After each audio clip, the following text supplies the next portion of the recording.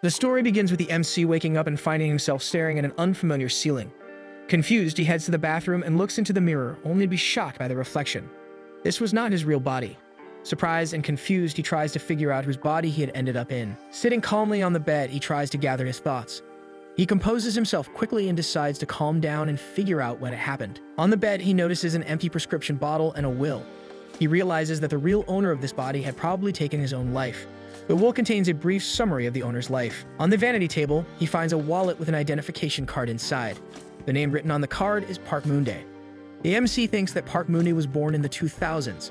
He realizes he has gotten younger, estimating that this guy must be 23 years old this year. From the ID picture, the boy looks so crestfallen that one would mistake him for a high schooler. The MC dismisses his feelings, thinking that caring about such things wouldn't help his situation. He decides that the first thing he needs to do is find his original body. If the body swap really happened, his real body should have woken up by now. They would need to meet and figure out what to do next. He decides to head home first, believing his body must be there since he had gotten drunk and fallen asleep yesterday. He knows that lying drunk on the floor in the scorching weather would have been dangerous. When he looks outside and sees that it is snowing, he is completely shocked.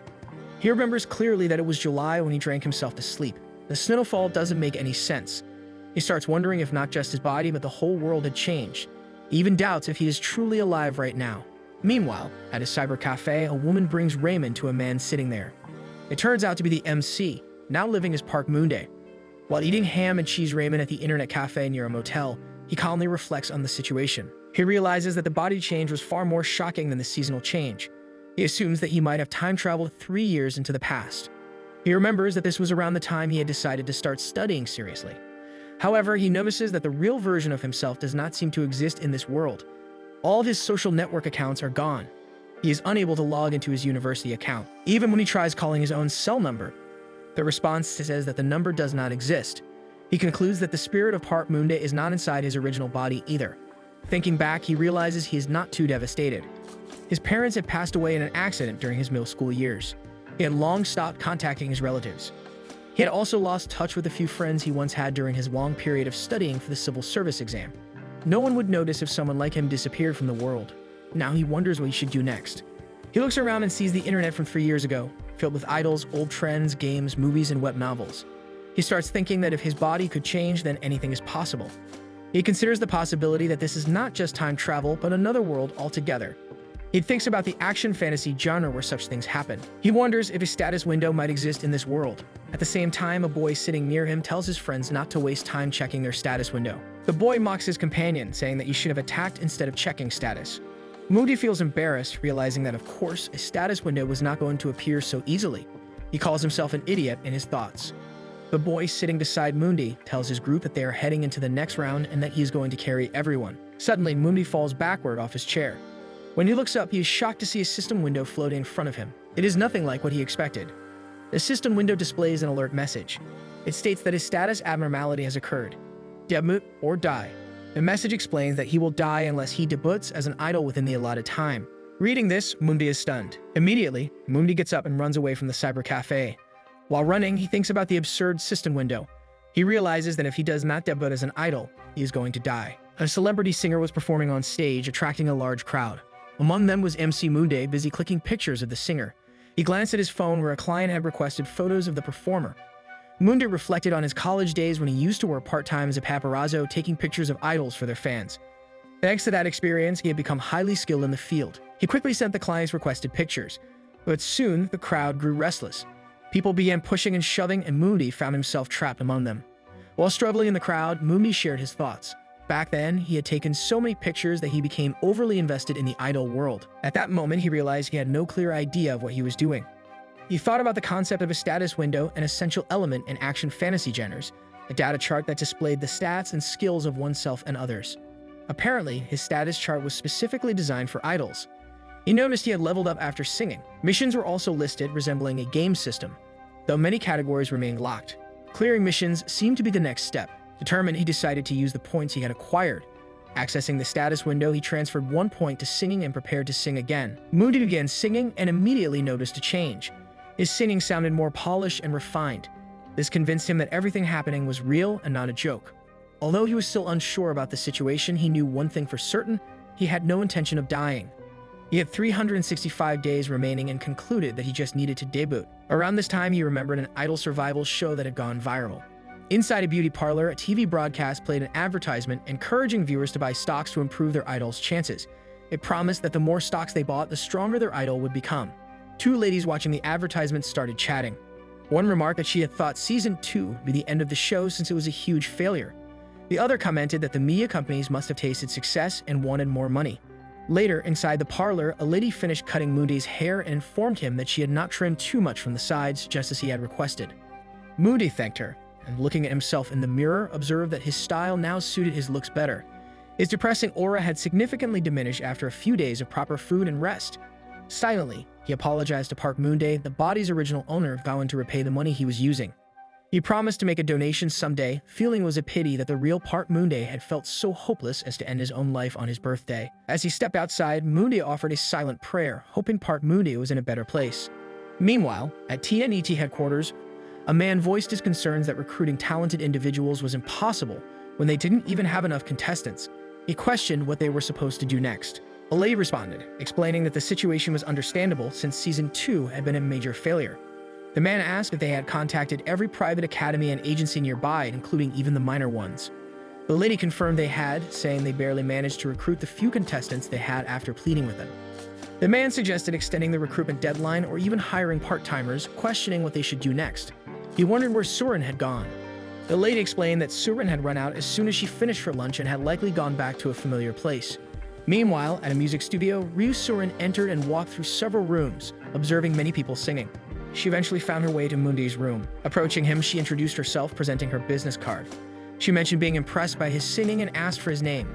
Moondae looked at her and realized she had taken the bait. Moondae reflects on how not long ago the media was overflowing with countless idol audition shows, recruiting and eliminating trainees. One such program had craftily connected stocks with idols.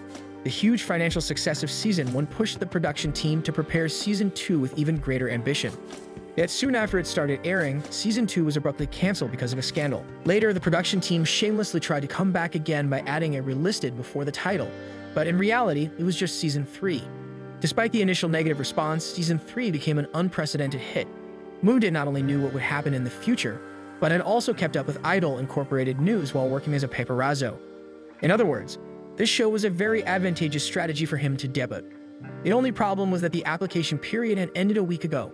While looking at Ryu Surin's card, Moondae thinks about the rumors that karaoke castings had started from Season 1 and were true. Apparently, they would recruit non-trainees from nearby karaoke rooms when they lacked intestines or the average skill level wasn't great. Ryu arrived faster than Moondae had expected. Of course, this was why he had leveled up his singing to B after clearing a mission, just in case. These people would only recruit him if he stood out, so he decided not to look too enthusiastic. Moondae then tells Ryu his name. Ryu responds, calling it a unique name and saying he seems to have star potential. She asks if he is thinking of working in showbiz, mentioning her production team's skills in turning people into stars, and asks for his age. Moondae replies that he is 20 years old. Ryu says that it is perfect, adding that the broadcast company is just around the corner. She invites him to come along for a screen test, mentioning that he seems to have potential. Moondae hesitates, but Ryu encourages him by saying to just think of it as a little tour and a cool experience. Moondae realizes that now is a good time to give in. Later, lying on his bed, Moondae looks at his screen window and reflects that it wasn't a bad day. The screen test wasn't that big of a deal either. He notes that Ryu had a twinkle in her eye when he said he had no parents, realizing she must have thought it would be good fodder for the show. The production team was expecting a decent stand-in from him, not necessarily someone very talented. In fact, they would prefer if he made a fool of himself to get the audience to laugh. Either way, it didn't matter to him, as long as his name was listed as one of the contestants. However, one thing did bother him. Thinking back to when he was inside T1's studio, Moondae remembers Ryu telling him he had only 10 days. Ryu confirms it, saying they usually didn't have open spots and that Moondae was actually their final recruit, making him quite lucky. Moondae wonders if they seriously expected a non-trainee to come ready with a performance in just 10 days. Thinking about it further, he realizes there is no other option. He decides to cooperate and give them what they want, planning to use extreme methods if necessary. 10 days later, inside T1's studio, Moondae reflects that the relisted Idol Incorporated filming has finally started. The initial screening begins with individual evaluations, and the judges will give each contestant a temporary rank based on their performance. The first impression will likely last until the end of the show. Looking around, he notices there are about 77 contestants, and all of them look like kids. It finally hits him. He wonders what he is doing there, trying to become an idol at his age. A boy approaches Moonday and asks if he applied on his own. Moonday looks at the boy, thinking he must be in middle school. He answers that yes, he applied himself. The boy asks how old Moonday is. Moonday reflects that he had lied about his age by 9 years and tells the boy he is 20. The boy asks if he had been affiliated with any agency before. Moonday answers no, not at all. The boy then says he will talk to him later and leaves. Moonday thinks about how the boy lost interest just like that. He notes how a middle schooler is already trying to establish connections and reflects on how competitive the place is. Suddenly, a staff member announces that everyone should move to this set quickly. Moonday thinks that it is finally starting. The first contestant, Lee Sejin, is announced. He ranks 15th place. Lee Sejin steps forward and says he will do his best. Ryu, observing from the side, reflects on how she hopes at least one talented person appears. Many contestants look convincing from the outside but lack actual skills. Even the contestant just now barely made it. Helping an inept contestant gain popularity is nearly impossible, no matter how amazing a producer or director you are.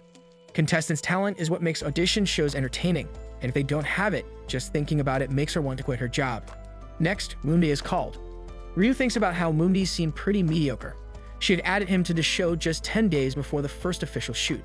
She hopes he makes a complete fool of himself, thinking that at least it would generate some interest. Moonday steps forward and gives his introduction. A lady asks him if that is all for his introduction. Moonday confirms that yes, that is all. The lady then tells him to show what he has prepared. Moonday starts singing. As he sings, the lady and Ryu, along with everyone else, are visibly shocked. The lady thinks about how tricky the beat of the song is and how difficult it is to get right. Yet Moonday is hitting every single note with precision, no matter how complex the rhythm. Ryu reflects that the Moonday she heard at the karaoke room did not sing this well. If he had, she would have shot a longer interview with him.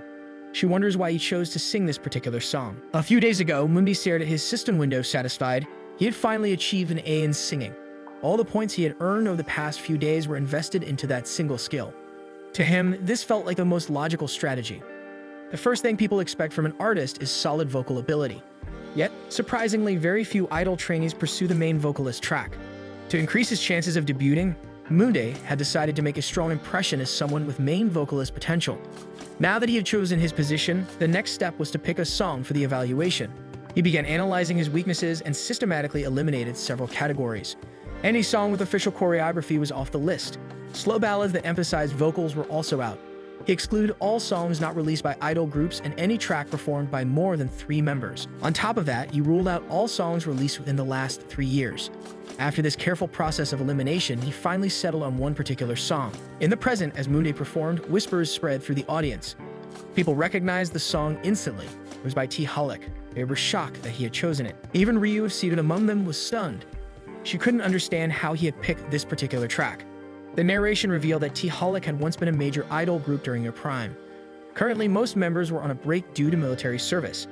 One member who hadn't been drafted had released his solo album, and Party in Me was a B-side track from it.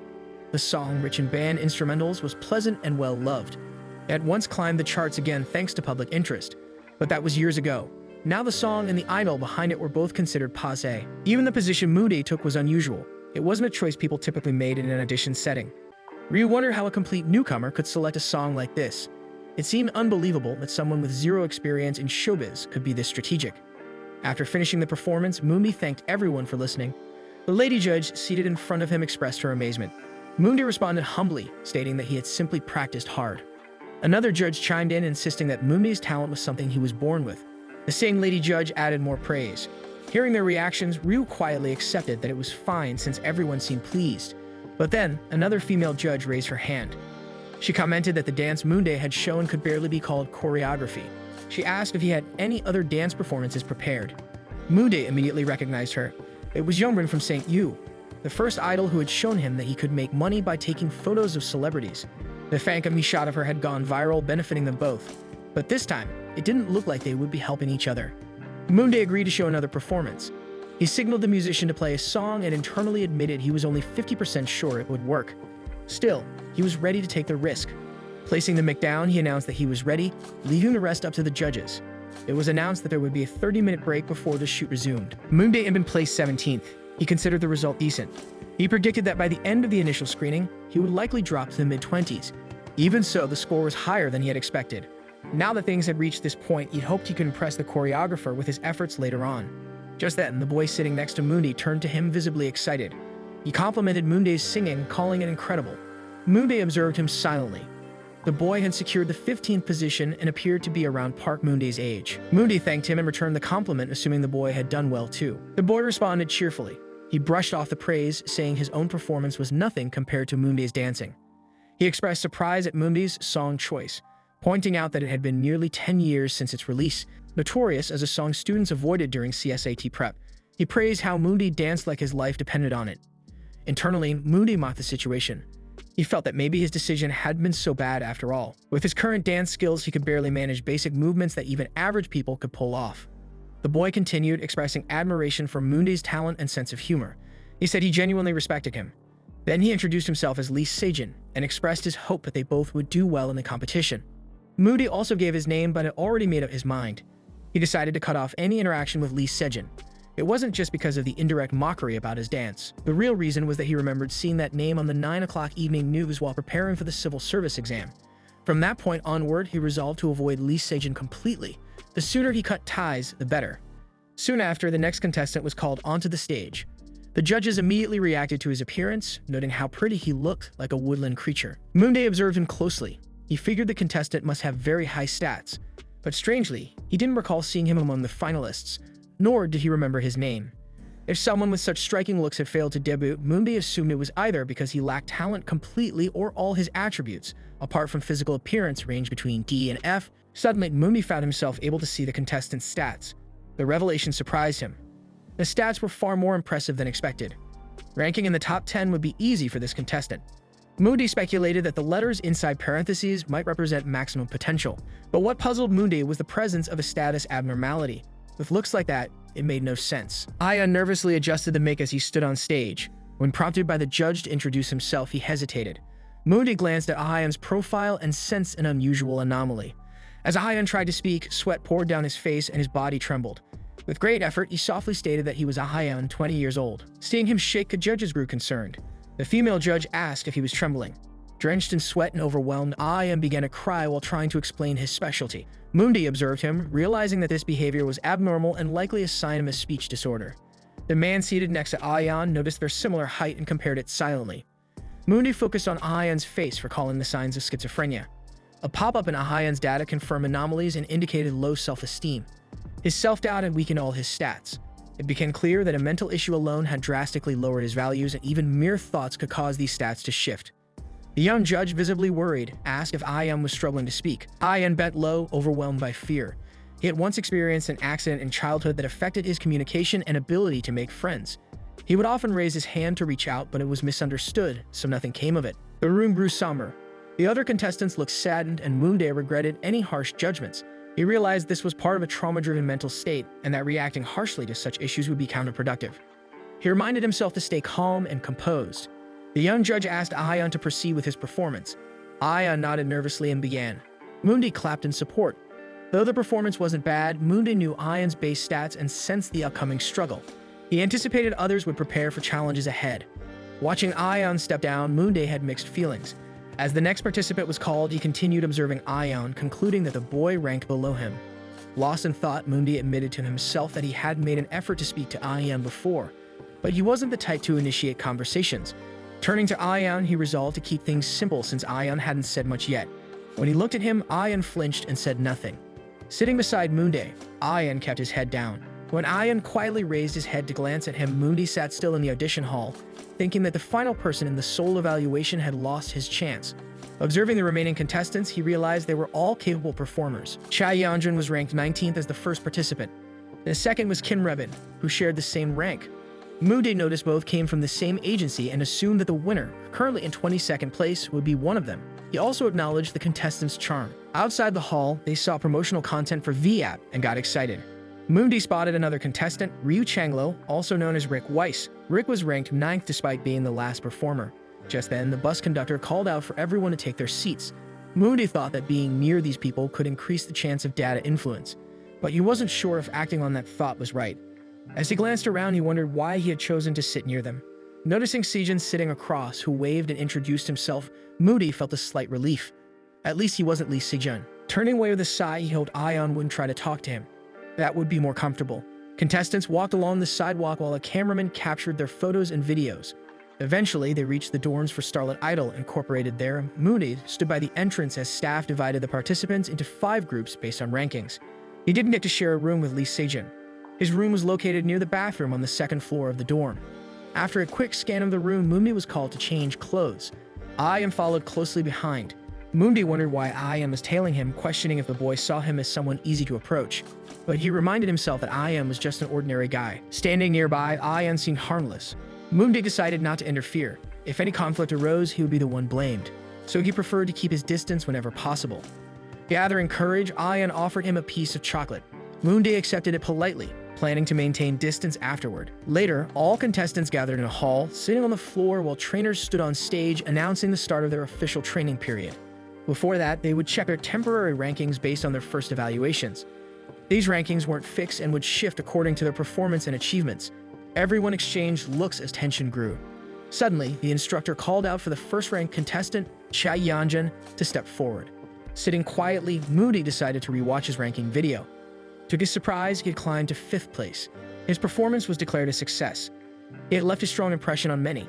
He also noticed a button that highlighted a common trait, which puzzled him. He realized something strange was unfolding. He was startled when a roulette appeared in front of him. The roulette kept spinning, and he was informed that he had received the trait, Sleep for the Dead. Moondy was confused, trying to understand what it meant. The notification explained that upon activation, he wouldn't feel tired without sleep.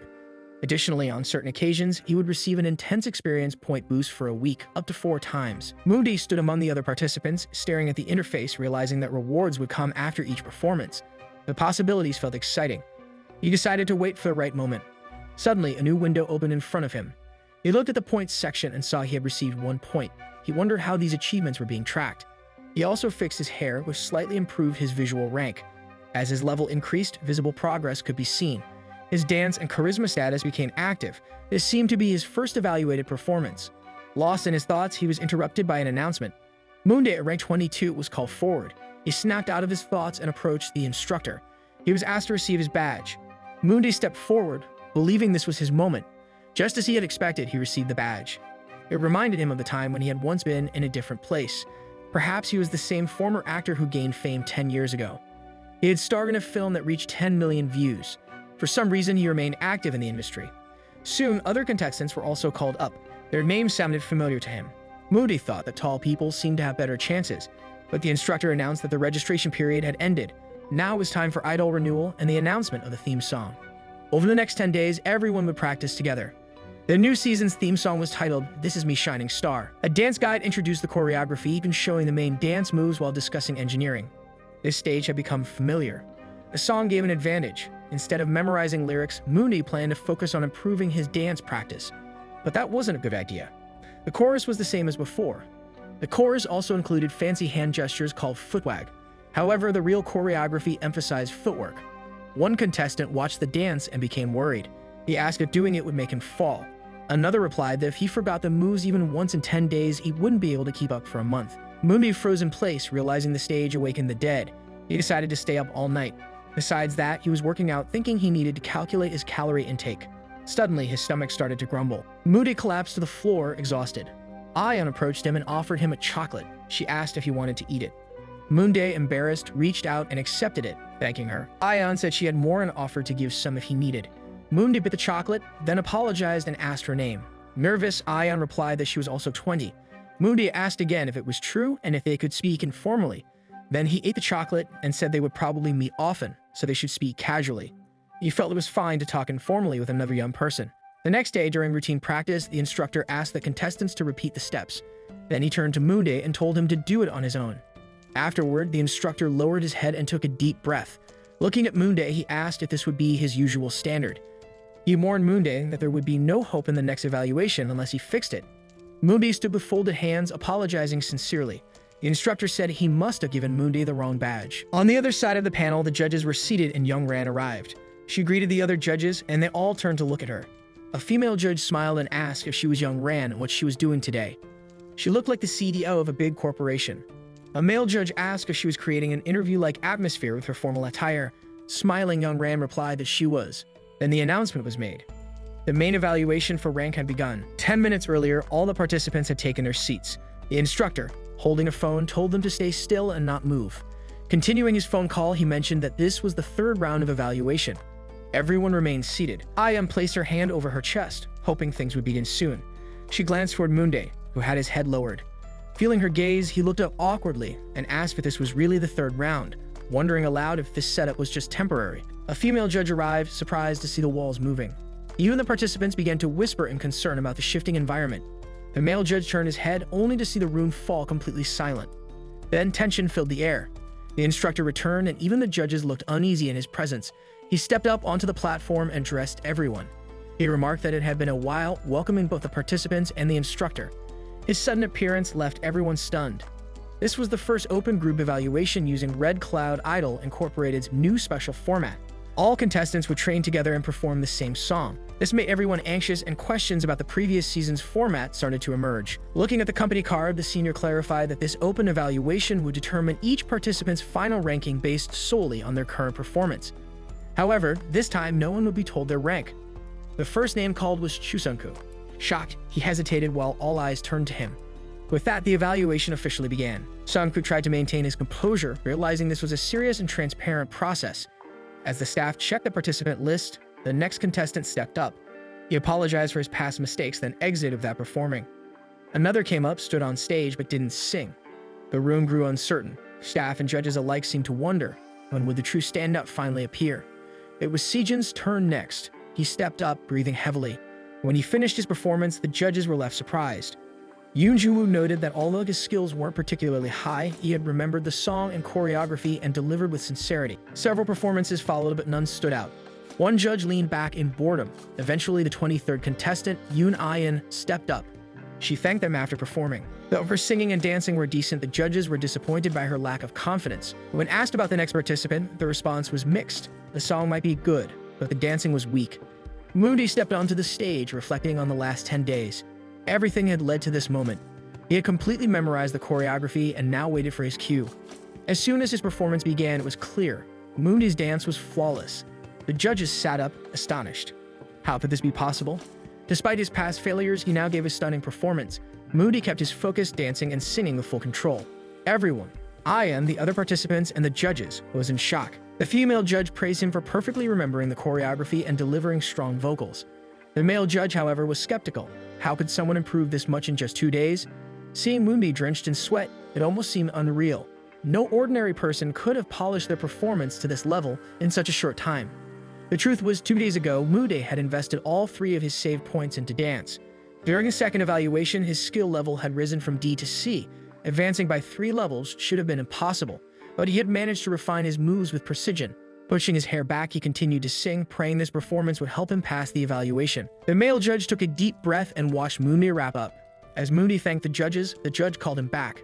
Surprised, Mundi turned, wiping away sweat, and asked what the judge had noticed.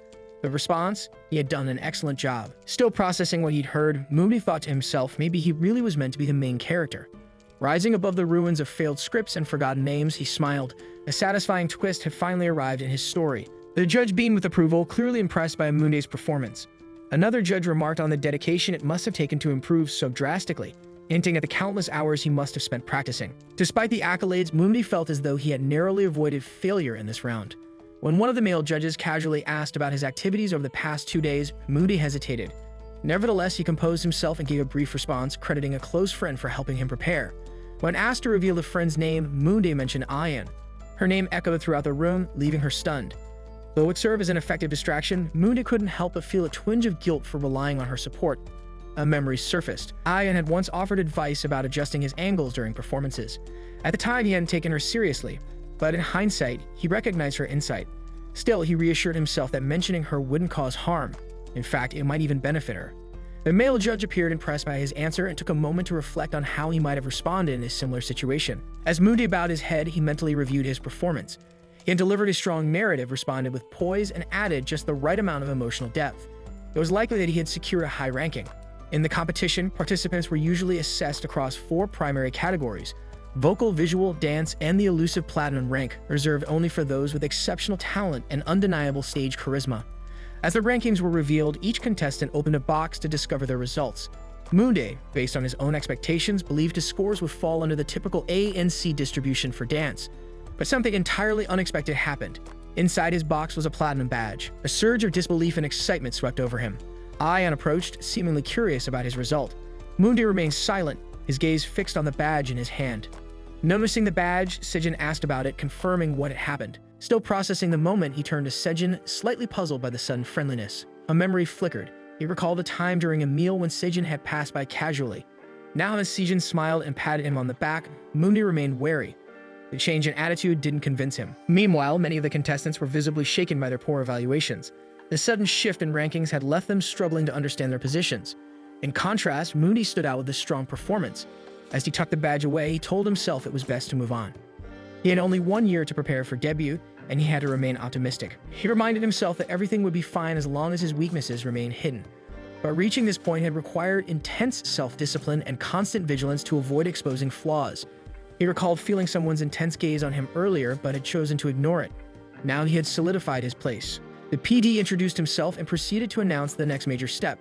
The official recording of It's Me would be held in Studio I. After a dry run, the contestants were to change into their designated outfits for the final camera rehearsal. Those with platinum rankings would receive individual camera rehearsals, a rare privilege. This would be their first major performance, a moment when their faces would be introduced to the public. The broadcast was scheduled for Thursday during music night, marking a significant milestone in their journey. All the trainees responded with determined energy, prepared for the challenge ahead. Moonday, however, stood silently, lost in thought. The top contenders had taken their places, and he felt as though he had just managed to keep pace with them. He barely noticed Sejin's approach. When Sejin commented on whether he felt discouraged, Moonday denied it but realized something. Sejin had already made it to the vocal category and was likely moving closer to his own debut arc. Running a hand through his hair, Sejin mused about how he might feel if he were in Moonday's position, perhaps a little disappointed. Then Sejin teased him, suggesting that he might just be greedy for more screen time. Moonday, in response, adjusted his hair nonchalantly and claimed confidence in his dance abilities. Irritated but trying to remain composed, Sejin extended a hand for a handshake. Moonday simply walked past him, ignoring the gesture. Just then, another contestant, Chu Yoonjun, stepped forward. He made a surprising claim he couldn't dance. It sounded ridiculous. The microphones were live and the cameras were recording. There was no way this moment was unplanned. But Moonday knew better. Chu Yoonjun wasn't just any contestant. Yoonjun's statistics were extraordinary. His talent potential was categorized as a black hole. From the very beginning of the competition, he had held the top spot and continued to dominate. He had even earned favor with the production staff, making him nearly untouchable. When asked for an opinion, Moonday raised an eyebrow. It seemed like Yoonjun hadn't even watched the others perform. Yoonjun admitted he had been too focused on his own preparation to observe others.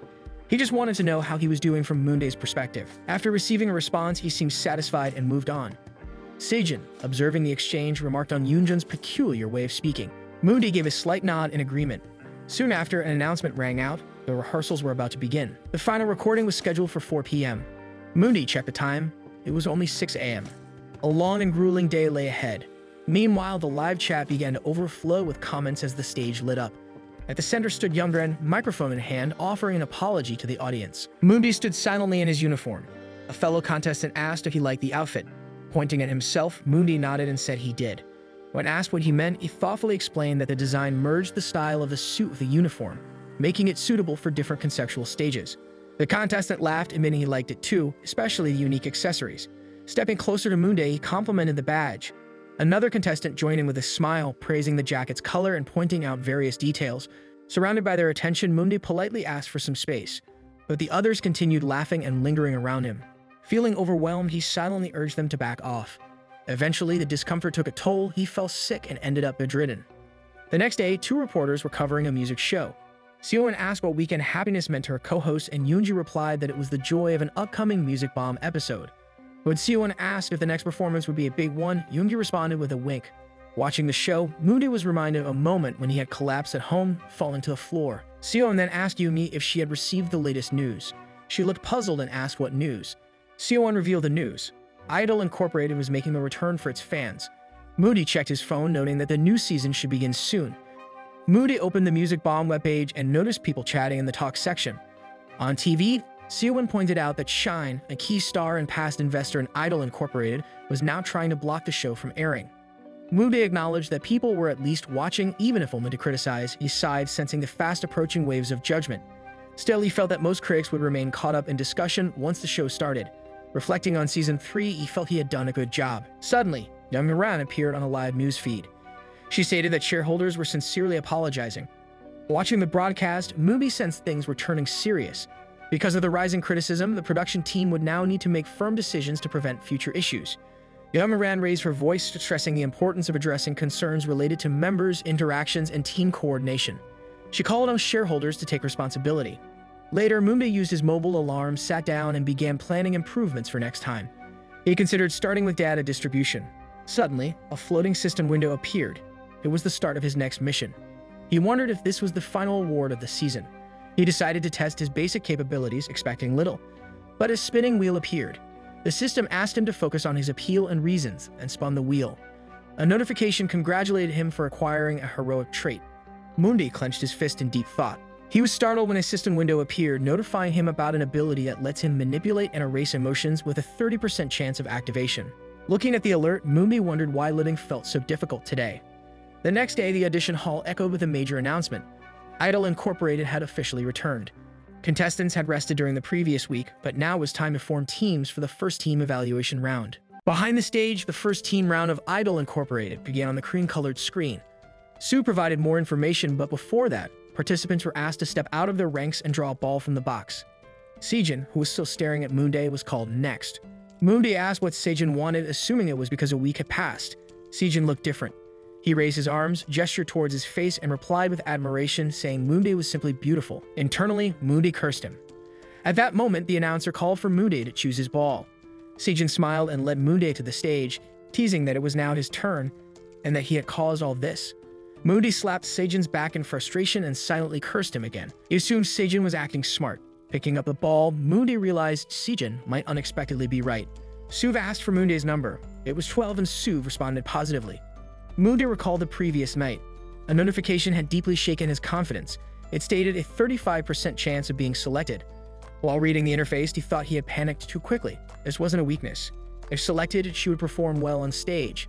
His evaluation window showed he had now reached level 8. His singing score was lacking, dance received a C grade, visuals were C+, charisma was C, but his potential was limitless. He sensed that something unusual had occurred. A while later, the announcer said every participant had been assigned a group. He pointed towards a monitor showing the names of K-pop agencies behind the contestants. Soon, the participants stood before the monitor displaying the group numbers. A maximum of 14 people could join one agency. If the limit was crossed, higher-ranked trainees could eliminate the lower-ranked ones. The contestants were shocked. Sejin commented on how cruel the rules were. Standing beside him, Mundi thought he had to eliminate this boy quickly. Sejin looked at him with teary eyes and asked if Mundi couldn't remove him. Mundi replied that he wouldn't. Sejin reminded him that he was ranked 12th and asked which agency he would choose. Mundi said it would depend on the group members. Sejin asked if agency didn't matter, and Mundi clarified that all agencies had hit songs. What mattered were the team members. Sejin turned his gaze to Mundi. Mundi assumed he would be among the first to choose. If so, he must go with the team having the best-ranked trainees. He then grabbed Iljun's shoulder and asked if their main vocalist had arrived. Iljun nodded and told him to stay ready. Both smiled and welcomed Mundi. Mundi looked at them and considered their dance positions. They seemed balanced and wouldn't overlap. Their synchronization was good. At least they wouldn't be victims of poor editing. The issue began when Sejin showed his group 15. Two others welcomed him too. Mundi, an intense and awkward young trainee, stood behind Sejin. After him, more unique contestants stepped up. Some were unforgettable. For example, number 33, Ahan, had powerful charisma. Number 69, Ryujung, had an imposing royal presence. Then a boy with a sad face stepped forward, expressing regret and saying he would push forward Choi Wongo. He came from a top idol agency. In MS Entertainment, even their server voice changed.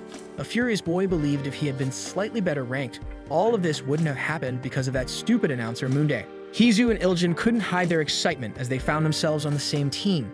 Their joy overflowed as they grabbed each other's hands and jumped in place, celebrating with wide smiles. In their excitement, they even clapped together right above Mundi's head. Mundi, however, remained expressionless.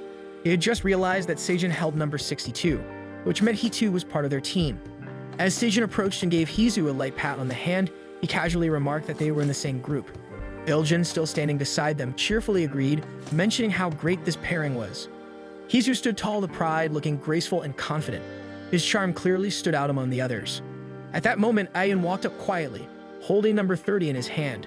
Moonday was already standing among his team members, lost in thought, particularly focused on number 33. Ian lightly tapped Moonday on the stomach to catch his attention. Unlike before, Ian appeared much calmer now, and he silently took his place beside Moonday. Moonday's thoughts, however, were still caught up in the realization that number 15, Sejin, was also on their team.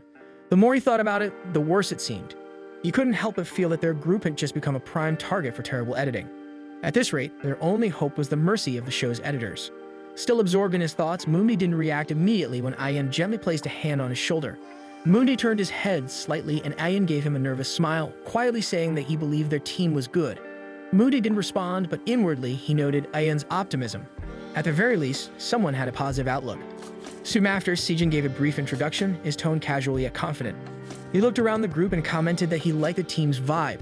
Many of the members seemed attractive and full of potential. Iljin nodded and pointed out that they even had a main vocalist among them. Hizu, standing with the group, cleared his throat and confidently praised someone's keen judgment.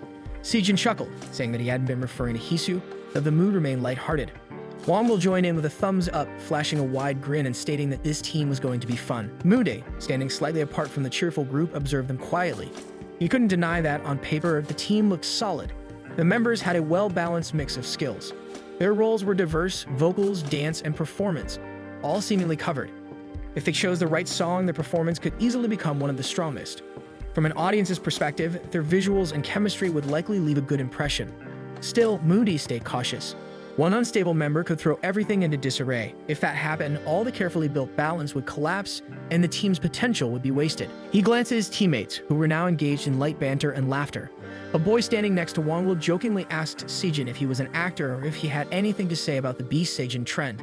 Likely a buzz involving Huang. Sejin laughed and replied with his usual coolness. One of the others then suggested they confirm if everyone had introduced themselves. With that, it was time to decide their performance song. The screen on the monitor changed, signaling it was time for the song selection. The participant who had chosen the team earlier stepped forward again. Iljin stretched out his hand toward the button, first checking with Hisu for approval.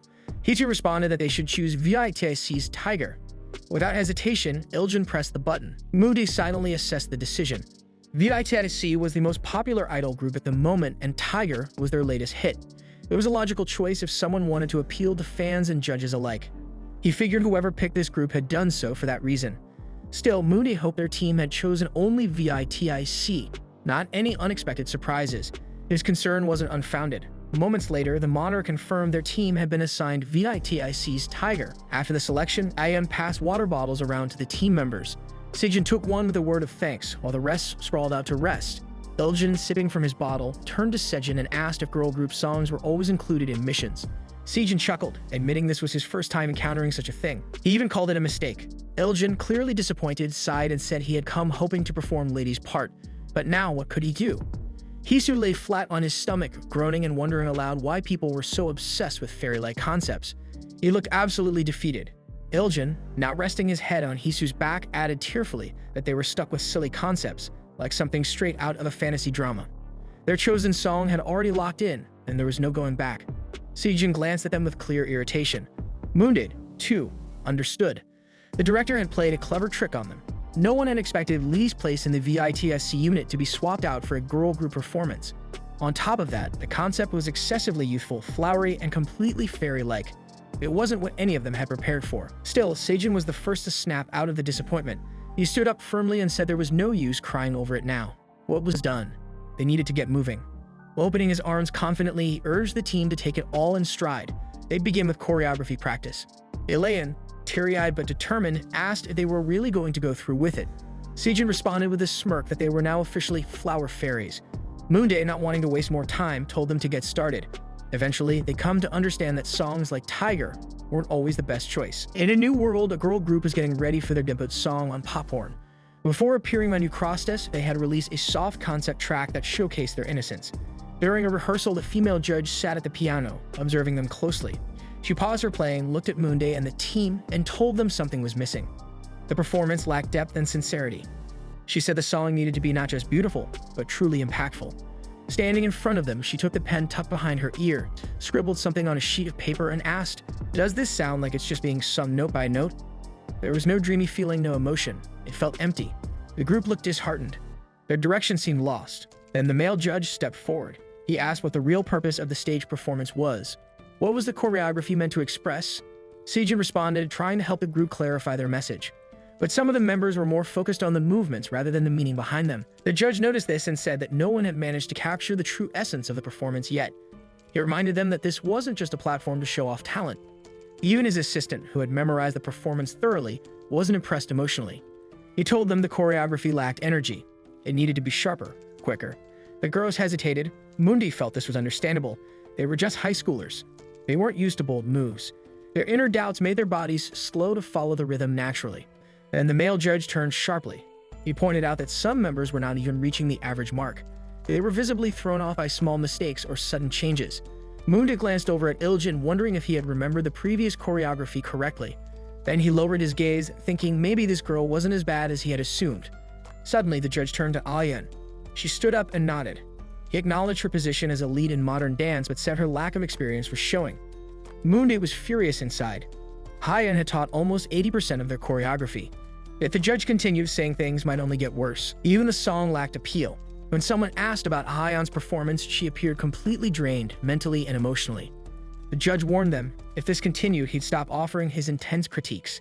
He closed the script and said they needed a fresh concept. The lyrics needed to go back to their roots. Only by reconnecting with the original emotions could they bring the performance to life. With that, he left. The participants bowed, thanking him as he walked out. Once the door closed, a wave of relief swept over the group. Iljin admitted he felt weak.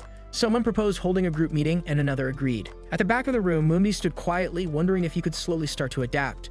During the meeting, Sejin raised his hand and suggested choosing a concept together based on collective feedback. Smiling, he asked if everyone was satisfied with their roles. As the main vocalist and lead dancer, Mundi replied while staring at the wall. He muttered that things might have been easier if his part had been placed higher.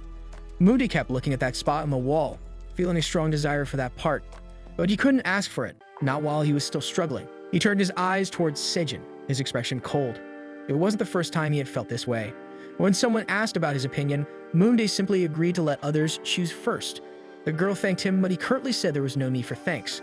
Later on, however, Mundi announced he wanted the part. The girl looked at him, surprised, and asked again if he was serious. Mundi firmly told her she couldn't take it.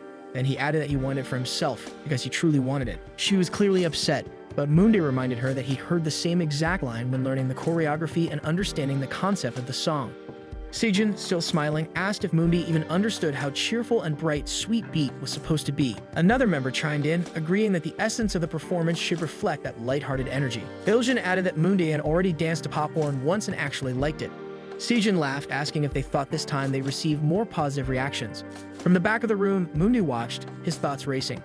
He figured that maybe this boy, Sejin, could be useful. But Sejin needed to understand that An, a dance major, might be more suited for creating the overall concept of the song. Mundi glanced again at Sejin. Something about his actions felt calculated. Finally, the day of the competition arrived. A crowd began to gather outside the E1 studio. Some were chatting, asking if it was cold or when they'd be allowed in. A few looked tired. Among them, a girl asked her friend if the boy standing nearby was part of the same group. Her friend nodded, saying he was one of the debut members. They continued talking while one of them, wearing a mask, stood in silence. She looked up and let out a sigh. Her father's emotional struggles weighed on her. She had come there in frustration, unaware of who the performing girls even were. Her own life was already a tangled mess. In an air alley nearby, people murmured among themselves. Someone asked where Sejin's poster had gone. Another responded that it was just around the corner. The internet had recently erupted with chatter about contestant number 113. As expected, the online world remained unpredictable and volatile. Despite only a few early performances and the release of member profiles, the community was already consumed with debates and controversies. At the center of the stage, Idol Incorporated's representatives stepped forward in the showcase hall. In front of shareholders, he expressed his appreciation for the 4 pre-released Idol performances. He also mentioned the difficulties of finding a venue for the pre-recording, stating that only 27 potential locations had even been considered. Speculations quickly followed. Fans began wondering whether this first competitive round would foreshadow the rest of the season.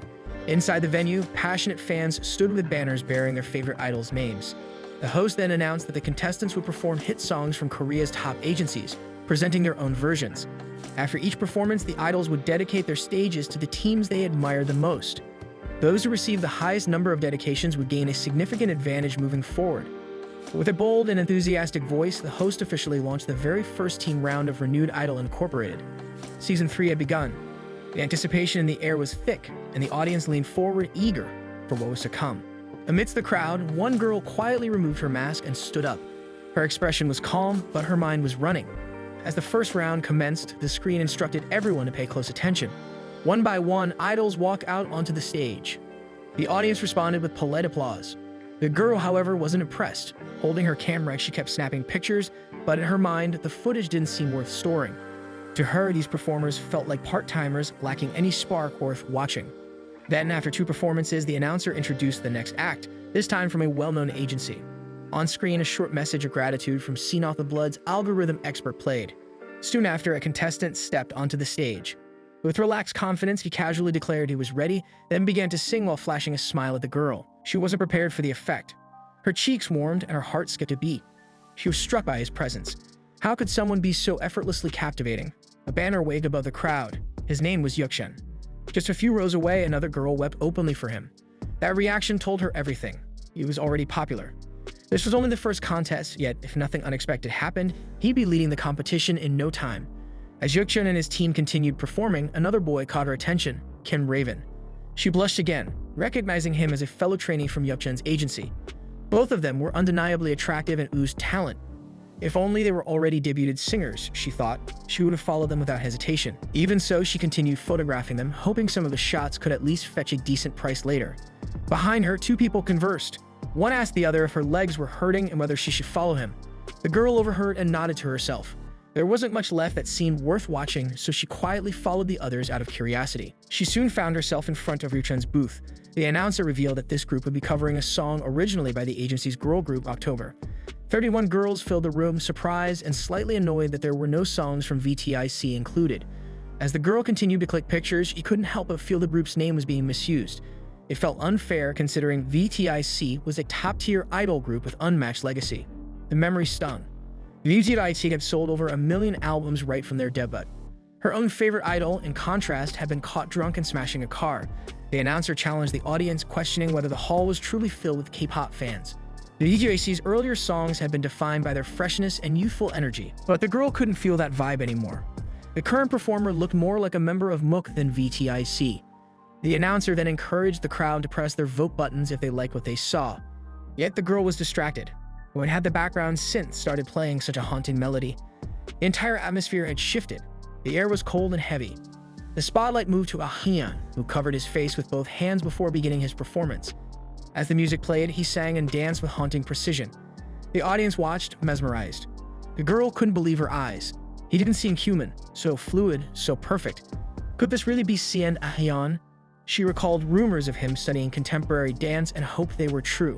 Still, something felt off. The performance was eerie, not captivating. The darkness seemed to have been there from the very beginning. It wasn't just visual, the sound, the air, even the emotion felt cold and unnatural. The music resembled something played for spirits. 2 members hunched slightly while the others moved stiffly. The whole stage looked like a scene from a ghost movie. Frozen in place, the girl watched. Near a pine tree, Vin Gil stared back at her. His thoughts seemed focused on ghosts and demons. Haseo stood near another tree. All around her, members seemed to be watching her. A chill ran down her spine. Fear began to settle in. More performers gathered beneath the trees.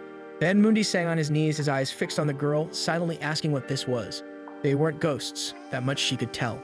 Suddenly, Mundi reached out to someone who looked just like him. The other person grabbed his hand. The girl's eyes widened. That wasn't just choreography. It felt like something more. She realized then, this team must be October 30, a symbolic name referring to the day when non-human beings are said to arrive on Earth Halloween. In a quiet whisper, Vin Gil leaned toward Mundi and asked if he had any more creative ideas. Mundi responded with a calm nod and a spark in his eyes. What if we made it Hollywood style? Mundi suggested going for a horror theme, something inspired by Hollywood movies. Hearing this, Heesung and Iljun immediately lit up with excitement. Iljun burst out with admiration, calling it the idea of thing, praising Mundi's brilliance. Heesung was just as thrilled, confessing how much he loved that kind of concept. He pointed out that the original choreography already resembled modern dance, so adding a horror theme would only make it creepier, in a good way. Mundi, hearing their excitement, thought to himself that this was at least better than doing hardcore dancing. Iljun jumped in again, saying they could even reenact scenes from horror movies with a similar vibe. As the majority quickly rallied behind the horror concept, Mundi quietly noted how the group's opinion had flipped instantly. His thoughts turned to Sejin, wondering if he would still insist on his original idea. But Sejin didn't resist. Instead, he agreed, saying he also thought it was a great idea. Moonday was surprised at how quickly Sejin gave up his own idea and took their side. Sejin admitted it was a little embarrassing, but he had to acknowledge the brilliance of the idea as expected from their leader. Moonday responded by saying things went smoothly after that and suggested they all search for references together. Yet, as he glanced at Ayan, he noticed something off and thought to himself that there was still one person who wasn't on board. He wondered what to do about him. He then asked Ayan if he was tired, but Ayan replied that he wasn't. Moonday brought up how Ayan had seemed out of it earlier and asked if he wasn't happy with the idea. Ayan quickly denied it, saying it wasn't like that at all and apologized, promising to do his best. Moonday pressed gently, suggesting that Ayan was still bothered by what the trainer had said earlier. He reassured him that he was a good dancer and the trainer knew that too. That's why he had been a bit harsher with him. Ayan looked at Moonday and asked if he really thought he could do well. Moonday told him he did and asked why he would lie about that. Ayan then asked what he should do to improve. Moonday told him he overthinks things and needed to clear his mind. He said the only thought Ayan should hold on to was that he was going to make it work. Ayan repeated the words to himself, "I think too much," still trying to process it. Moonday chuckled and asked why he was even thinking about thinking. He told him to remember his words. Ayan nodded, saying he would try, and began repeating the same words to himself over and over. "I'm gonna make this work, I'm gonna make this work." Watching him, Moonday recalled that this was one of the traits he had picked up last time. Then a screen popped up in front of Moonday showing Ayan's updated stats. His skill level had increased. Moonday noted internally that it had even cancelled out one status abnormality. Yet while Ayan was progressing, Moonday found himself silently suffering due to the cruel randomness of the system. Life felt unfair. His energy level was stuck at 50. He wished he could curse freely, but he held it in. For now, he had to focus on the clutch. Soon after, the entire group appeared on stage, fully prepared. Their concept left the audience stunned and excited. Kim Yeonjo entered the scene to take pictures of the team. As she observed them, she realized how serious and powerful they looked. In her mind, she acknowledged that this team had what it took to reach the top ranks for sure. With no time to waste, she quickly began snapping as many photos as possible. She decided to start by focusing on Seon Hayan. As bright lights beamed from the stage, the group began their performance. After a few moments of observing them, Yeonjo noticed something she had missed before. Their costumes were stained with blood. It had gone unnoticed initially because of the dark lighting. Then it hit her. They were portraying vampires. The performance scene played out in full. The team delivered a powerful act, and Ayan stood out not only with his performance but also with his striking visuals. As the show reached its end, the crowd erupted in cheers, completely thrilled by what they had witnessed. Fans shouted in joy. The host called for a big round of applause for the members of October 31, praising their stellar performance. Meanwhile, Kim Yeonjo continued to stare at the stage, completely mesmerized.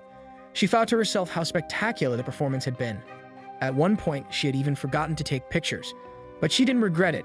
This was the kind of performance that had to be seen with one's own eyes. She knew she would remember that main vocalist's falsetto bridge for a long time. She noted his skills were solid.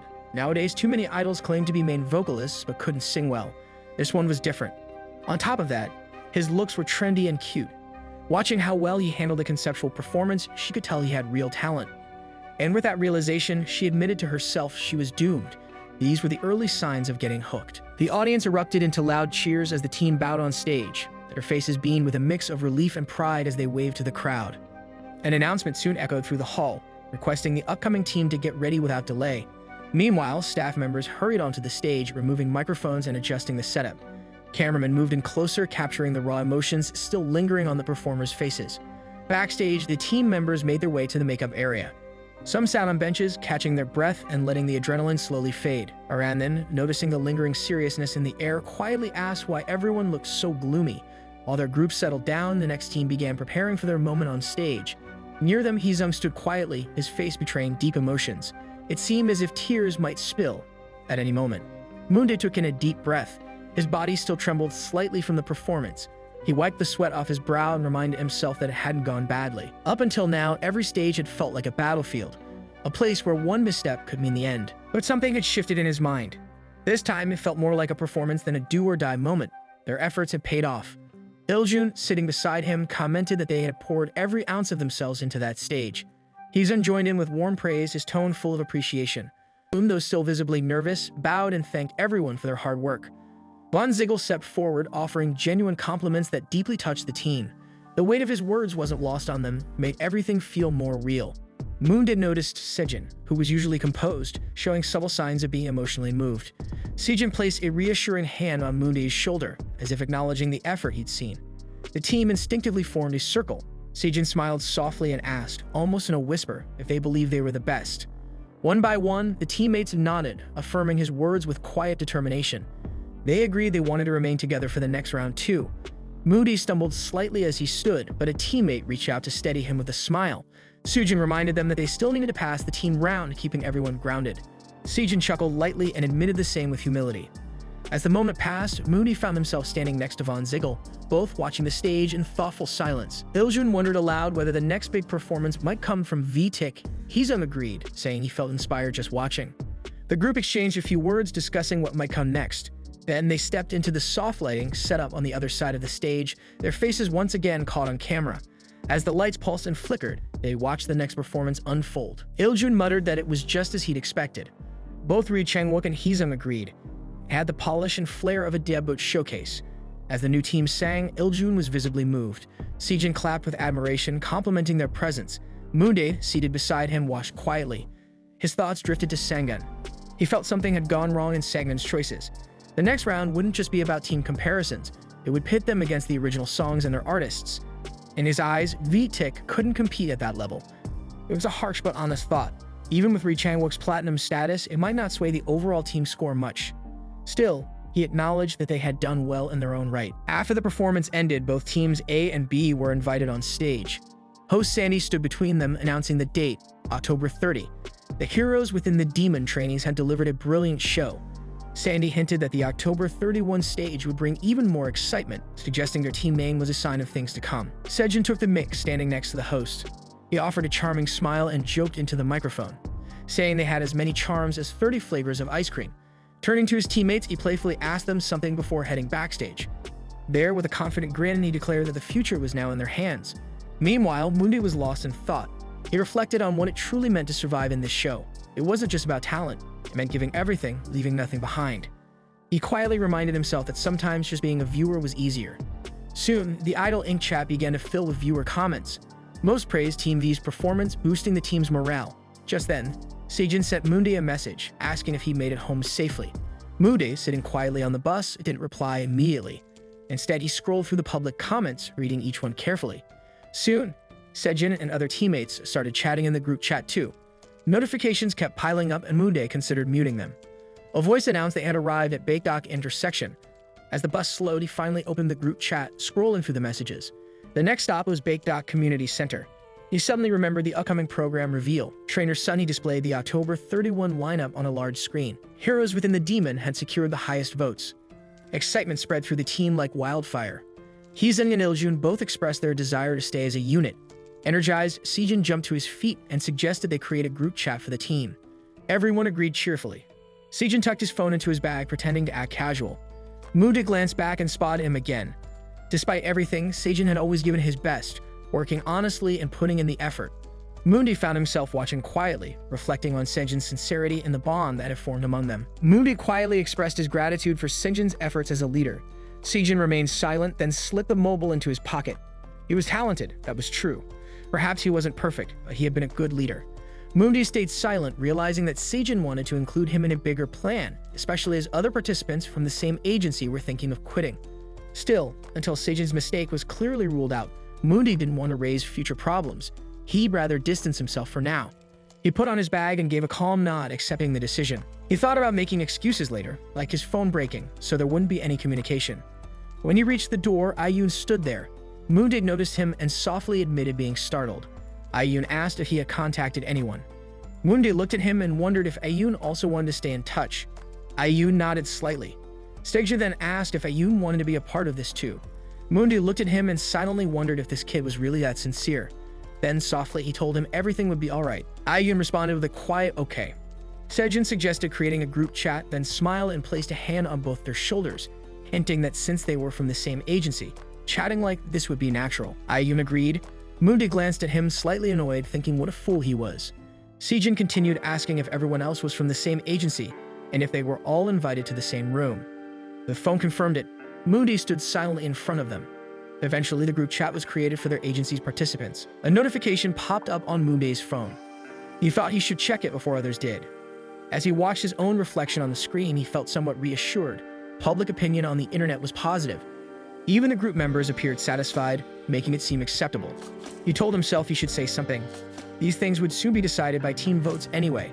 He stood quietly in front of the camera interface, rubbing his hair before looking into the lens again. But deep down, he felt he couldn't truly belong with them.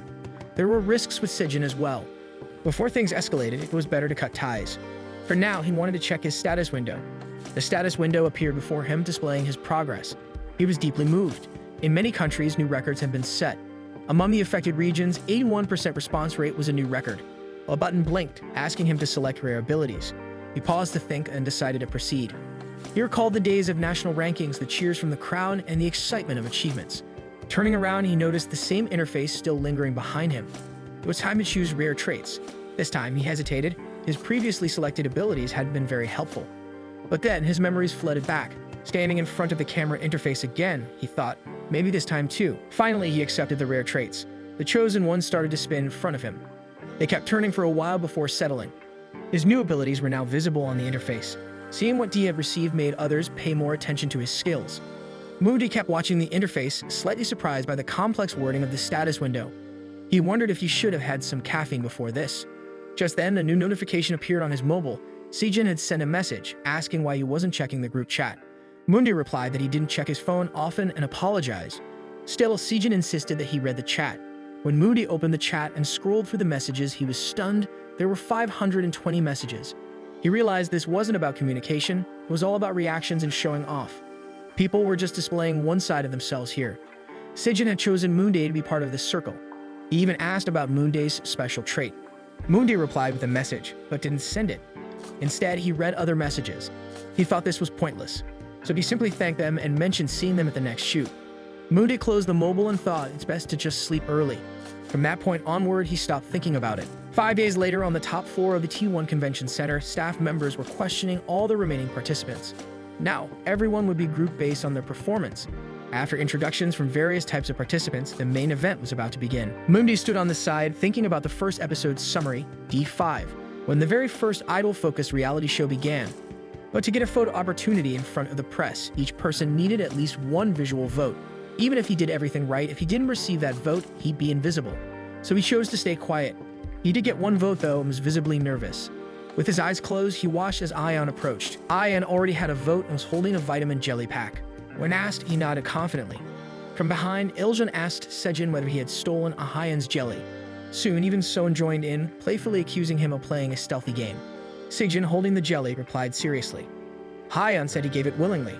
Sejin smiled and offered him one piece, asking for confirmation. Ion asked if he had another pack left. Moonday watched silently from behind as the group argued over jelly. He wondered if they were really serious. Then he asked, was this really the first team stage? Yujin nodded with a smile and gave a thumbs up, praising the moment as amazing. Next time, they would be on the same team. Moonday gave a moody response as if unsure. He seemed to be thinking. Maybe he was doing this out of fear, or perhaps he simply wanted support. Then, his eyes turned toward Yujin. A thought crossed his mind, one that he couldn't put into words. It didn't make much sense. He looked like someone who would do anything to stay alive. Then suddenly, he shouted a slogan, declaring they would share the profits from his stock. He found the whole situation quite strange. Fans had gathered outside the audition building, eagerly waiting to catch a glimpse of their idols. Among them stood the same girl who had once taken Moonday's photos. She was now surrounded by other excited fans. As soon as the idols came out, someone raised their voice, calling out to them. Cheers erupted and names like Sha Yujin and Ryu Jumbu echoed through the crowd. The idols waved at the audience while walking past. One of the girls asked Moonday to make a heart sign on his cheek. She set aside her camera and made the request again. Moonday stood silently and remained calm. Meanwhile, other fans took pictures of Aeon and asked him to do the same. Aeon grew nervous. A woman asked him to look her way. Moonday turned his back toward Aeon and called out his name. The female fan took their photos. Seojin approached them, placed his hand on their shoulders, and asked them what they were doing. The photos continued. Seojin then asked if they could take a photo together. The girl gave a thumbs up and agreed. Seojin put his hands on their shoulders and while smiling gave a thumbs up and asked which pose to choose. Then he said, a heart on the cheek would be fine. Moonday looked at him angrily, thinking that Seojin shouldn't put his hand on his shoulder. He didn't want to appear close. Seojin grabbed his shoulder tighter and said he would pose with both of them. Moonday remained silent and sighed. He thought her face looked familiar, like someone from his past life. She was a fansec master who had once bought his photos. Her favorite was the main vocalist. Recently, she had gone through a personal experience. She had sold many of his pictures and swore to move on. She lowered her camera, looked at Moonday, and became quiet.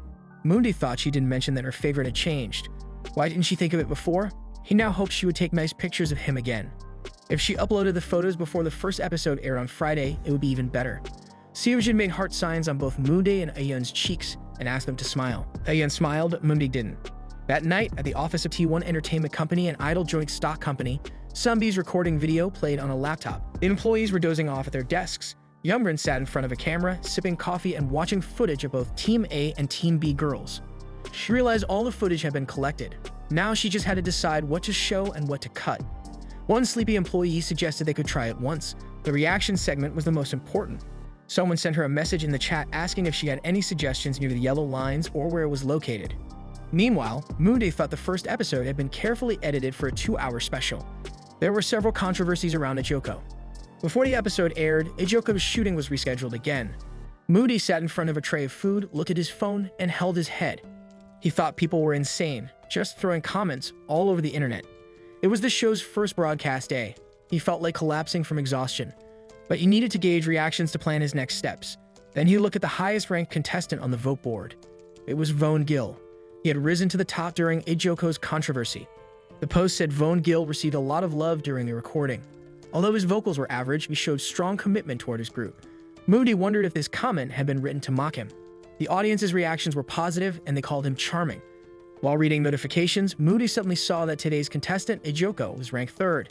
He was surprised to find this out. Before this, there were 8 profile photos, and among them was one of Seojin. It included his height, family background, and everything else. The post mentioned he was currently the top-ranked contestant in the profile lineup. The next post featured Von Hee-sung said he was embarrassed during the modeling session. The following post showed him sitting beside Aijun and holding him. The beginning of the post showed him looking nervous. Would he be able to blend with other contestants? He felt shy. There were 15 comments under the post. Moonday read all of them. He thought the reactions were fair. He had gained a favorable image and screen time. They were all in the same team now. If he became more popular, it would benefit him. But for now, what mattered most to him was screen time. Then he watched the preview of the first episode of Idol Incorporated. He thought it was probably made for kids like Ayun and Yoojun. But when he opened it, he was shocked.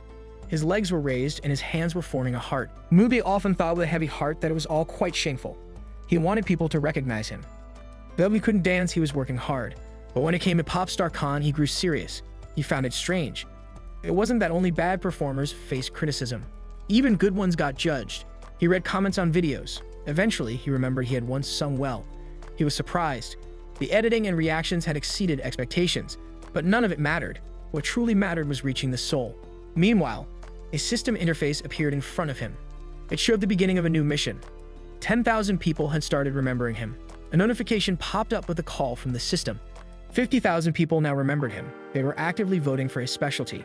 He read the interface and realized it was just the start of a series. Whatever came next, it was time to move forward. In the end, today's episode featured the 3 participants who received the highest viewer engagement. The epilogue caption stated that the summary discussed today was finally concluded. The second season seemed more exciting. A few participants stood out in the survival program of Takukam's view. Among them was one participant he wanted to present. That person had flipped many expectations in today's episode. At the T1 Edition Halt post, Moonday walked toward the stage while the trainers called the next participant. Moonday politely asked to introduce himself. He introduced himself formally and expressed his happiness in meeting them. The caption on the post described the participant giving his introduction in a calm voice. After that, Moonday stood silently. The production team asked if he had anything to say. He responded with a firm no. They asked if he had ever trained in singing or dancing before stepping on stage. He answered honestly, never. The caption on the photo mentioned that he wasn't very talkative.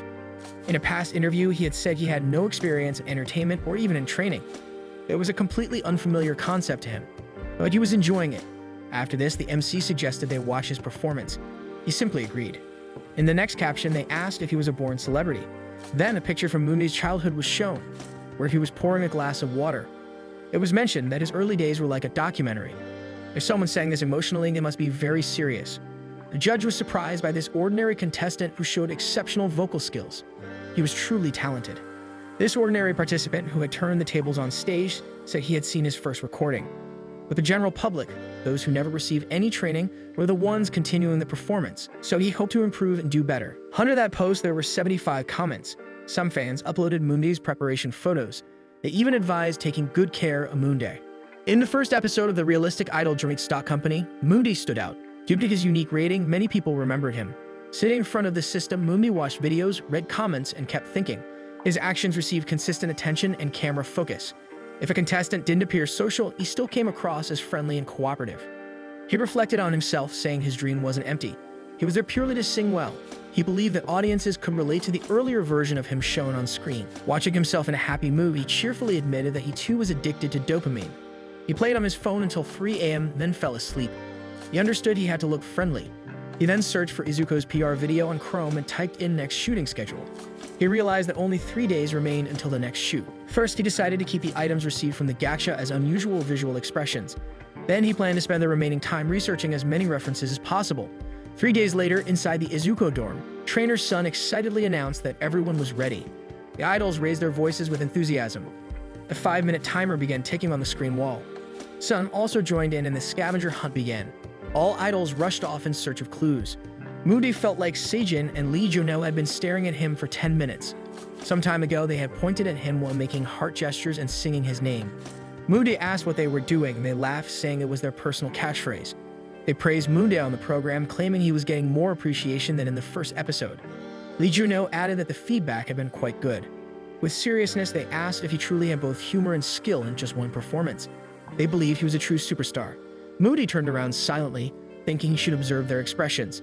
Seijin affirmed that just as expected, Moody was indeed a superstar. He was the only one who didn't respond in the chat room, and they wanted confirmation that he was still alive. Then he asked Lee Juno whether he was the only one who chatted in the group. Lee Juno replied that Moondy actually talked a lot. Asun stood next to Moondy, while Seijin and Lee Juno pointed towards him with mischievous smiles. They raised their voices, and Moondy slowly approached Asun. Scared, Asun raised his hand, but Moondy wasn't moving toward him. He stood still, turned his head, and thought they were playing with him, because the cameras weren't rolling. Elsewhere, Sabiak walked onto the stage, greeted everyone, and asked if they were all right. Everyone responded affirmatively. Seijin signaled to Lee Juno that the shooting had already started. When asked, Lee Juno confirmed. Sabiak smiled, acknowledging that many already knew what to expect today. The idols clarified that they were here only to record the PR video for the intro team. Sabiak agreed and reminded them that tonight at 8 p.m., they would meet their main directors via the global YouTube channel of TNET. However, a new mission was added by the Realistic Idol Joint Stock Company. This mission was the core of the PPL mission. Sabiak pointed to the stream where TN food, electronics, and mobile devices were featured. He explained that during the Life mission, they would promote items created during the T1 tour. He reassured them not to feel disappointed that this was an advertisement. It would depend on their usage of the T1 products to make them appealing. Hearing this, the idols began clapping, and Moonday started to think that maybe they really did want promotion time. Sabiak then asked if this was a singing competition or a game. The idols, smiling, asked if it was a treasure hunt. Sabiak explained that the treasure hunt had a 15-minute time limit. The idols were shocked. Moonday thought this was the very thing that had almost made all participants rush in excitement. Moreover, Sabiak added a condition. They had to return with a treasure ball hidden somewhere inside the dorm building within 15 minutes. All idols began running. Moonday stood still, thinking about the treasure hunt. Then he moved his foot, looked toward the back door, and guessed that they would come out from there. He opened the door, stepped inside, and asked if this was the right place. Kijun stood beside him, suggesting that they should stick together. Hearing his voice, Moonday was startled. Seijin stood in front of him and asked if someone was there. Kijun pointed towards Moonday and said they should follow him. Moonday looked at them, surprised, wondering what was going on. Since when had they been following him? Seijin smiled and hinted that Moonday seemed intelligent and clever. Moonday, angry, thought that these fools were watching him. Two people were fine, but this made him angry. Seijin and Lee Juno internally believed that Hyeong and Asun were being used as distractions. Moonday noticed that Yujin had been thrown back. Seijin asked about him, but Hyeong was nowhere to be found. As Moonday passed by them, he said they should head towards the storage. He added that the others would join soon. Seijin, following behind, replied with agreement. Meanwhile, Moonday was deep in thought. The 15-minute intense search began. Yujin discovered a silver sphere and showed it to the group. He asked if anyone had seen this. The orb looked like a treasure. Seijin examined the orb and confirmed it was silver. Then he looked at Moonday, who found the gold orb inside a container of spoons. Moonday inspected it and noted that it matched his expectations. The orbs had their own characteristics. Standing next to him, Seijin explained that the orbs were divided into categories silver, gold, and bronze. Yujin signaled the others to come. Moonday gestured that the orb must be gold, silver, or bronze. He claimed to have found all the types. Suddenly, Seijin stepped forward and asked Moonday a question. In response, Mundi asked if they should check the upper storage area. The camera was already set up there. As Yujin and Seijin continued searching for orbs, Mundi watched them and reflected on their abilities. He found them helpful, quick, and good at dividing the work. He thought their group was unlikely to cause trouble during practice. While searching, Yujin picked up a box from which a snake suddenly emerged. Startled, he screamed. The storage room fell silent as everyone turned to look. Another team member rushed over. Meanwhile, Mundi discovered 2 more golden orbs. Surprised, others asked if his hand was that lucky. Mundi, holding the golden orbs, confirmed it. Mundi felt that the final mission was proceeding well. After collecting many orbs, they placed them on the floor. Seijin sat near the orbs and noticed they had gathered 4 gold, 2 silver, and 4 bronze orbs. He thought finding more would now be difficult. Mundi sat beside him and proposed dividing the orbs. Yujin gestured with 2 fingers and asked Seijin. Mundi suggested a trade, offering 2 gold and 1 silver orb. Seijin gave a thumbs up, indicating he agreed. Mundi then looked at Yujin, but stayed silent. Mundi asked if Yujin would join too. Suddenly, the CE announcement declared only 1 second was left. Mundi held 2 gold orbs in his hand, thinking they were better than many incomplete items. As he looked toward the orbs in his hand, a surprising voice questioned what was happening. 1 token had guitar written on it. Mundi stared at the other ball with intense focus, thinking he shouldn't reveal it. That ball had a crown of flowers written on it. He looked at it and thought of a guitar, but he didn't know how to play one. A crown of flowers labeled A and B might look good, but it wouldn't mean anything to him. He imagined his fate, on stage playing the guitar with a crown of flowers looking beautiful on his sister. Over 800 people had come to the stage, but only 140 received any recognition. Reflecting on this, he quickly thought of changing things.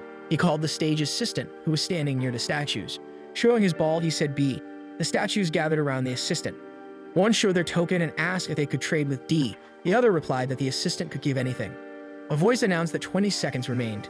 The statues looked at the assistant, who was busy talking to someone else. Mundi realized there was no time to run. He looked around but saw no other way. He would have to accept defeat. Suddenly, he noticed something. Looking at Ayun standing nearby, he saw the ball labeled with food ingredients from G. At that moment, the host announced 5 seconds remaining. Mundi suddenly called out to Ayun, catching him off guard. As he walked over, Mundi asked if he liked the guitar. Feeling nervous, Ayun folded his hands and said he could play it. With 4 seconds left, Mundi asked if he liked flowers. Ayun responded yes. With only 3 seconds to go, Mundi showed his tokens, marked with both the guitar and the crown of flowers. He asked if they could trade, and they exchanged their tokens. Mundi, now holding the new ball, thought to himself that he would accept this outcome. The host announced that the treasure hunt was over. Ayun stood silently before Mundi, holding the guitar and flower crown. The host declared that the lucky contestant had gathered the correct treasure balls and asked them to step forward. Reaching 10,000 live viewers wasn't easy. The contestant introduced themselves, saying they had over 10,000 viewers. They gave thanks with full effort. Suddenly, they saw the timer and realized time was up. Picking it up, they declared the end of time. Now they would need to connect. If a final core had been number 33, it would have remained inside, granting them 5 extra minutes. Viewers were still commenting. Then Mundi looked at screen 3, where he received a notification. Please watch Relisted Idol Episode 2. He clenched his fist and stated that, just in case, he would say this first. Please watch Relisted Idol Episode 2. The audience was touched by his innocence. Some smiled. He couldn't talk about the idol anymore. Only 10 seconds remained before reaching 10,000 viewers. Meanwhile, the memo board displayed a notice. Member 33 would be granted an additional 5 minutes. The memorable contestant was present. They were asked to be informed and to read the message written on their phone. Looking at his phone, Mundi said okay and thought that Panem had just arrived. He decided to check it out. If they supported the purchase of 10,000 wons, the message would appear on screen and the amount would be donated. Mundi thought that was enough. Placing his phone on the table, he said he would now finish eating. Nim had already donated 10,000 wons. Mundi wondered if he should kiss Merge's feet. Reading the message, he thanked Nim for becoming a sponsor. The reward wasn't Merge's actual feet, but frozen food items. They said Merge's feet were the most flavorful frozen food samples. It was a joke, not to be taken seriously. He heard a notification. Dotnam had supported with 10,000 wons. Mundi thanked Dotnam for the support and said he would now promote himself. After thanking Dotnam again, he announced he would begin promoting himself and asked who was closest to him. Cheyenne received a donation of 10,000 won. When asked about who he had grown closest to during the shoot, he didn't give a direct answer. Instead, he slipped his hand under his hood and paused. When someone asked which contestant he was most comfortable with, he simply said he liked everyone and felt at ease around them. Then he removed his hood, explaining that he preferred making friends instead of picking a single favorite. Mundi and his team members had treated him kindly. Their behavior was warm, and they all stayed in touch through a group chat. Cheyenne felt a genuine sense of friendship towards them. Still, Viewers kept asking who his favorite contestant was. Yoonji donated 20,000 won and repeated the question about whom he was closest to. Moondae wondered why everyone seemed so curious about ranking people. The question kept coming. Moondae hesitated to take a name. He thought it might create unnecessary competition or even lead to negative feelings toward the person he didn't choose. He knew a simple answer might cause unexpected issues. Eventually, he named someone but immediately second-guessed his response, wishing he kept things more vague. Then he smiled and said he was ready now. Everyone should just enjoy the food together. He grabbed a chicken wing and mentioned his love for onigiri and rice. Even the sides, he noted, tasted better when they had strong sauces. The chat room lit up with cheerful messages. Stan Panjin donated 10,000 won requesting a song. Green tea and red tea both donated the same amount, asking him to stop eating for a moment and introduce himself. Arzel also contributed 10,000 won requesting a confident performance. Moondae paused his meal to reflect. He took a short silence and acknowledged the talents of other singers. He even donated 10,000 won himself before starting to sing. But just then, the alarm clock rang. He glanced at it. Only 30 seconds remained.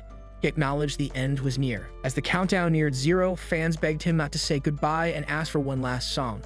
Moondae looked at the screen, overwhelmed by thousands of unread comments. The memo board still showed 30 seconds. He saw an ad thanking everyone for being part of the show, and with that in mind, he decided to give a proper introduction. Then the video ended. Even though the show had finished, the comment section remained active. Amid the flurry of messages, a few negative ones appeared. One particular comment mentioned that Moondae looked familiar, like someone who had seen Park Moondae before. Another shared a clip of a dog eating chicken legs next to a table, claiming it reminded them of Moondae. The commenter said they didn't know anything about him. Lying down, Moondae reflected on the time spent.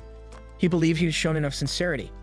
One user named Kay had uploaded videos comparing Moondae's eating to that of the dog. Others started asking if the resemblance was real. That's how Park Moondae got nicknamed Moondae Puppy. Whether people agreed or not didn't bother him. He accepted whatever they thought. Watching the dog video himself, Moondae quietly wondered if it was okay to be called a puppy at the age of 29. Since losing his parents, he hadn't had the luxury to choose food. He simply ate what was available. Standing up and picking up the food tin, he thought perhaps that unbothered attitude was why some praised his eating style. Still, he questioned whether such behavior was really what attracted people. The second episode of A Joke opened with a recap. The editing was clean and tight. The dance training between Ian and Moondae had continued late into the night. The editors included subtle reactions from the judges. They mentioned how hard Moondae was working to earn the platinum badge, although that specific scene wasn't aired. Moondae had practiced non-stop for a week, sacrificing sleep to make up for his poor dancing skills. His determination stood out. Despite his struggles, the staff praised him for a strong tap performance that finally earned him the platinum badge. In the narration, Moondae described himself as plain-looking with a raw, almost tribal talent. He followed his own path. After winning the badge, the production team asked for a short comment. Moondae responded by saying he wanted to showcase his abilities and would continue working hard. Later, though, he began to wonder if the A Joke team was trying to build a specific image of him. Yet unexpectedly, the prize money showed up in his bank account. That Monday, Cheyenne messaged him, asking if he was free the next week to watch episode 3 together. Moondae read the message and replied simply sorry. That day, a thought crossed Moondae's mind. Had everything been planned all along? The idea made him uneasy. Still, he decided he wouldn't go alone. He felt his performance wasn't perfect and sometimes rewards came without much effort. Even so, he thought it was okay. They would go. Cheyenne welcomed him with a wave as he entered. Moondae walked in, removed his jacket, and saw Cheyenne signaling toward a room, offering some info. Ian's room was to the left.